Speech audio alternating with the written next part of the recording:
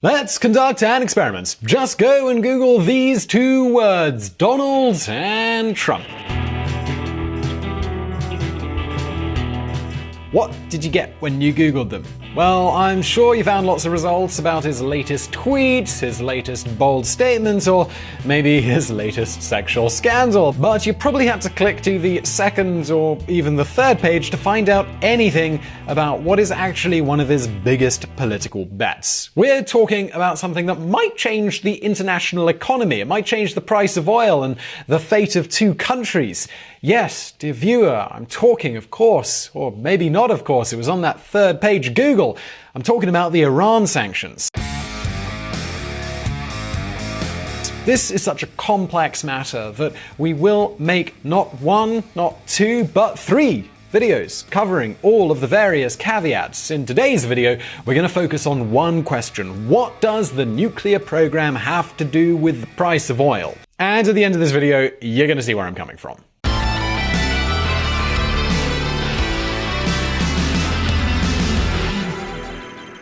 As with every good story, we should start by introducing our characters. The first one is, of course, the Islamic Republic of Iran, a country known for Persian carpets, uranium enrichment, and, of course, oil.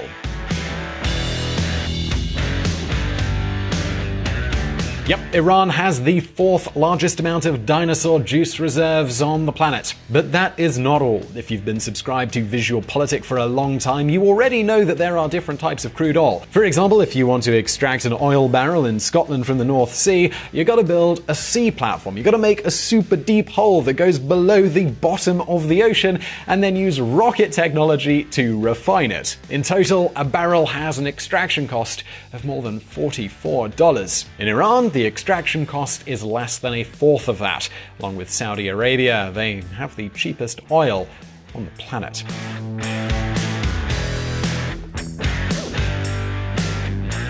So, well, what's the problem? Cheap oil sounds great. Well, they can't sell it to most countries. Iran's economy is virtually isolated from the rest of the world. This means they can only export about 3 million barrels per day of oil, although due to the threat of sanctions, they're currently only exporting about 1 million barrels per day. That might seem like a lot, but it's nothing if we compare it with the 7.5 million barrels per day currently being exported by Saudi Arabia, which is currently producing nearly 11 million barrels per day in total. So now you might be wondering, well, Simon, who is Iran's worst enemy? It's America, right? It's Donald Trump. Well, you're wrong. Iran's archenemy is actually Saudi Arabia. And yeah, I know both countries are Muslim, both countries follow strict religious principles, and both countries consider human rights, well, optional. But not all of Islam is the same. In Iran, Shia Muslims are the majority, while Saudi Arabia is a Sunni Muslim country. So, to surmise, they hate each other. But that's another story for another video. So, what is Saudi Arabia's problem? Well, despite having oil and lots of money, their economy is at the edge of collapse. Basically, they spend all of their money living like a hip-hop artist on a Friday night. And since they don't export anything other than oil, anytime the price of the barrel of oil goes down on the market, their economy goes into panic mode. So now you might be wondering, well, who's Saudi Arabia's best friend? Well, this is actually when America comes into the picture. Alright, so the relationship between Uncle Sam and the Saudi royal house is not as wonderful as it seems from the outside. During the Obama administration, the White House put some pressure on the Saudis and tried to get closer ties with Iran. This is how that nuclear deal came about. But now the president is Donald Trump, and from the moment he stepped into the Oval Office, Trump has made it clear who his ally in the Middle East was. This is why his first official trip was to the Saudi capital of Riyadh. Even now, after the alleged murder of a Saudi journalist in Turkey, Donald Trump is trying to avoid making a firm condemnation. But the best proof of his friendship with the Saudi royal house are the Iran nuclear sanctions. Yep, you heard that right. So now you might be wondering, well, what does Saudi Arabia have to do with Iran's sanctions? What does oil have to do with any of this? Well, today we're going to answer these questions, but before we do, as always, let's take a look back at the history. A political bomb. Remember this date, April 2015. This was the date when Barack Obama signed the Iran nuclear deal. Basically, in this agreement, America, China, Russia, and the European Union said that they would start trading with Iran if they stopped their nuclear program. This explains why, from one day to the next, oil exports from Iran almost doubled. Just have a look at this chart.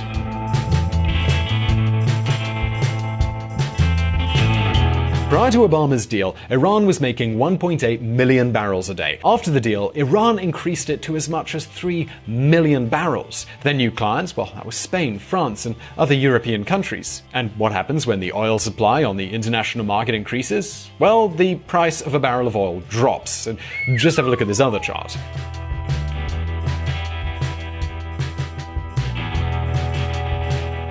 At the moment the deal was signed, the Brent barrel was $67. Just a year later, it was twice as cheap. Of course, there are many other factors that could explain this price drop, but Iran, it was definitely one of them.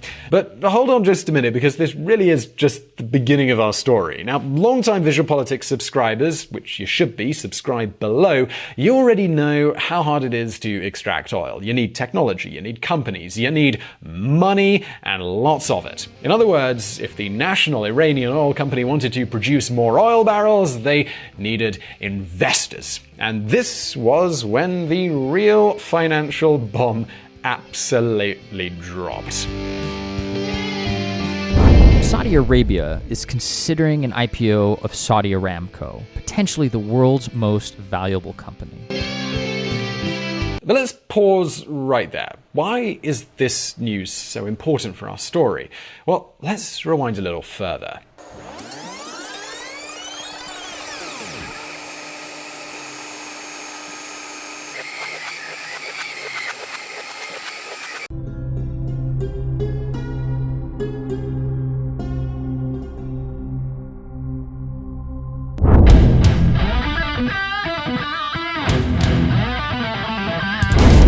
Financial explosion. Now I'm going to ask you a question. What is the world's biggest company? Now, many of you might reply with Apple or Coca-Cola or maybe some big bank somewhere that you might have heard of. Well, actually, it's none of those things. The world's biggest company is actually Aramco.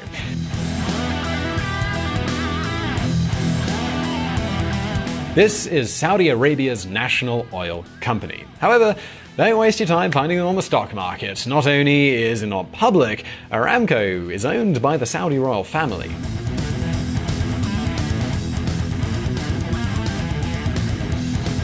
Nonetheless, having the world's biggest company, it doesn't mean you can't go bankrupt. You see, as oil prices go down, Saudi Arabia is in dire straits. They need to diversify their economy. They've got to gain wealth from other things other than just petroleum.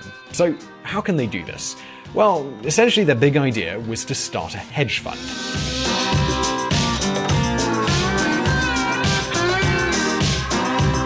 Saudi Arabia wants to grow its sovereign wealth fund to over $2 trillion.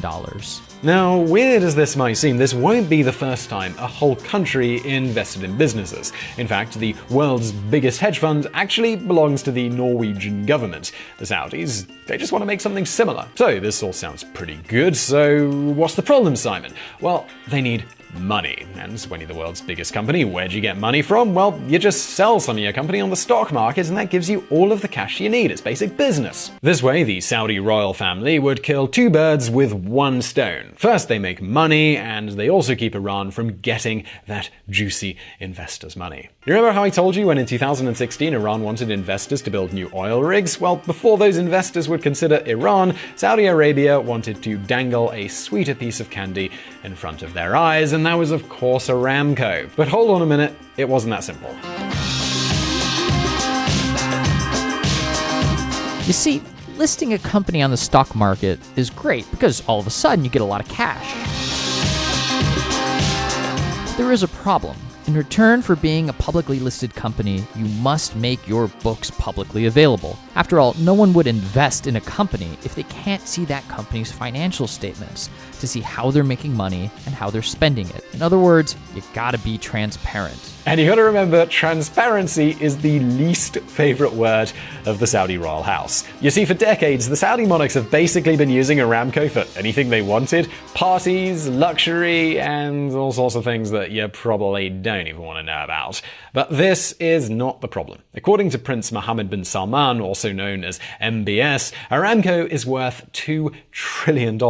That means that this 5% he wants to sell would be worth $100 billion. Nonetheless, as soon as he started talking about the IPO, all these various financial analysts started making their own estimations, and they essentially said, $2 trillion, man, with the price of oil falling like this, are you smoking crack? Best case scenario, best case, you're looking at 1.2 trillion or 1.5 trillion if we're being really, really generous. In other words, that financial explosion that the Aramco IPO was supposed to be basically became nothing but a buzzword. Anytime in the past year anyone asked Prince Salman what he thought about this, he'd basically kind of respond like this. You know, man, it's we're just another day. I'm busy with Prince stuff. Later, man, later. Hold on a moment, because this is still not the end of our story.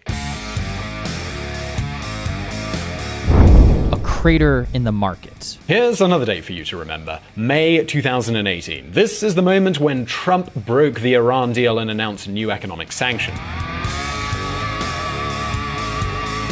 But not only that, he also promised secondary sanctions against those countries that would not comply. In other words, if any country wants to buy oil from Iran, well, they'd also have to deal with Uncle Sam. And do not forget here that also includes the entire European Union. Other countries don't really care. China, for example, has said, I don't care, Trump, whatever, we're going to buy our oil from Iran. India, the second largest client, has said that they will try to reduce their imports, but they can't 100% stop buying oil from the country of the Ayatollahs.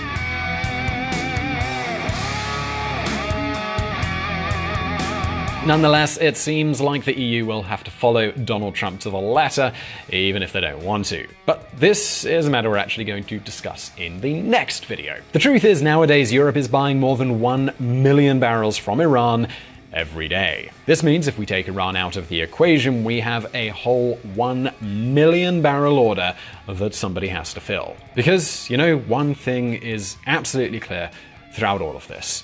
Everybody needs that sweet, sweet dinosaur juice. And I bet you can guess now who is very, very happy to be filling that void. Trump pressures Saudi Arabia to increase oil production. Nevertheless, Saudi Arabia just increased its production by 600,000 barrels. Russia has done so by 200,000. And if you do the math, it's not tricky, you get 800,000 barrels. We still need more to fill that huge void. And you probably also remember what happens when we reduce the oil offering on the international market. Oh yeah, supply and demand kicks in, and the price of that oil barrel goes up. Let's go back to our Brent chart. If you pay attention, you will see that right after Trump started talking about the Iran sanctions, the dino juice, it went up to $80. In other words, things are starting to go really, really well for the Saudi economy. Saudi Arabia's sovereign wealth fund raises $11 billion loan. So what does this mean? Well, two things. On the one hand, the Saudi royal family now has a lot more breathing space for that Aramco IPO. The company is now profitable enough that they can wait before going to the stock market, so old lazy prince, he doesn't need to worry about it. On the other hand, if they could keep the oil barrel at $80, it would be way easier to hit that initial valuation of $2 trillion. And well, that explains news like this.